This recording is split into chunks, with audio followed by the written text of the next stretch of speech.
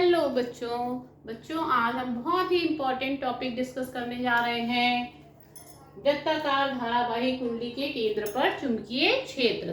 कुंडली के केंद्र पर चुंबकीय क्षेत्र क्या होगा, उसका मान हमको निकालना है। कुंडली क्या है, एक हमने तार लिया, उसको हमने इस तरह से मोड़ लिया है सर्किल के रूप में। ये इस तरह से कुंडली बना ली तार को मोड़ कर, ठीक है।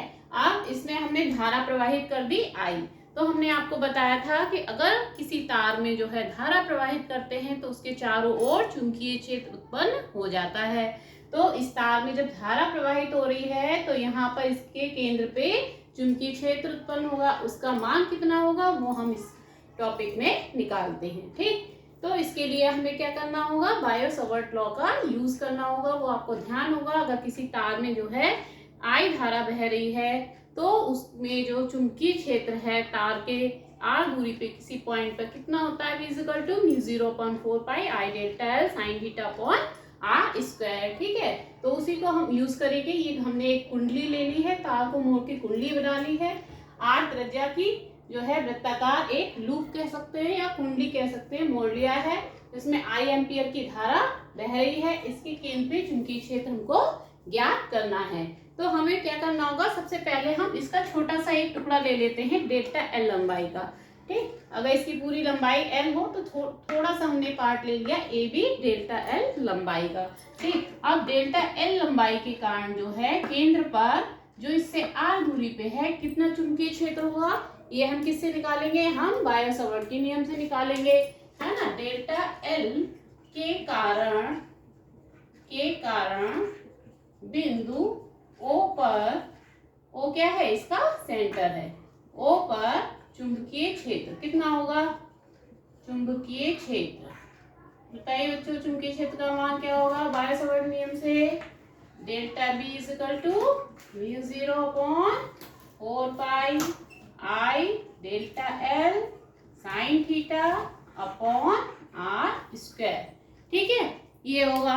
अब यहाँ पे देखिए थीटा क्या होगा, ओ है और ये डीएल है। तो एक आपने मैथ्स में प्रिपेयर पढ़ी होगी कि अगर कोई सर्किल है और उससे कोई स्पर्शरेखा होके जाती है तो केंद्र को अगर हम उस स्पर्शरेखा से मिलाते हैं तो वो हमेशा कितने डिग्री का कोण बनाता है, स्पर्शरेखा पे 90 डिग्री का कोण बनाता है। यानी यहाँ पे थीटा जो है वो क्या हो जाएगा, 90 डिग्री हो गया। ये स्पर्शरेखा एक हो गई ए बी और ये केंद्र से हमने मिलाई तो कितना डिग्री का कोण बना, 90 डिग्री का। तो यहाँ पर हम थीटा की जगह कितना ले लें, theta is equal to 90 degree. तो साइन 90 की वैल्यू कितनी होती है, 1। ये आपने याद कर रखी होगी ट्रिग्नोमेट्री में।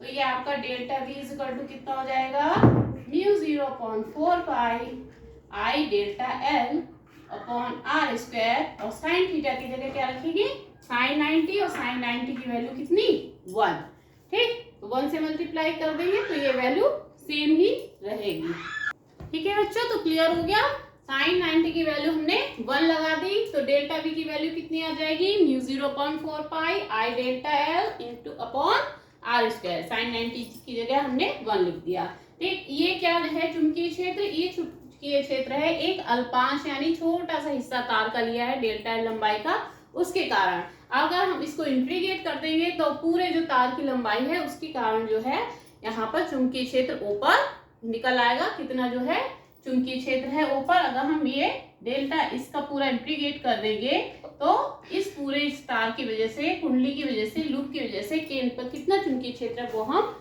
निकाल सकते हैं। तो हम निकाल ले संपूर्ण वृत्ताकार लूप के कारण, अतः वृत्ताकार लूप के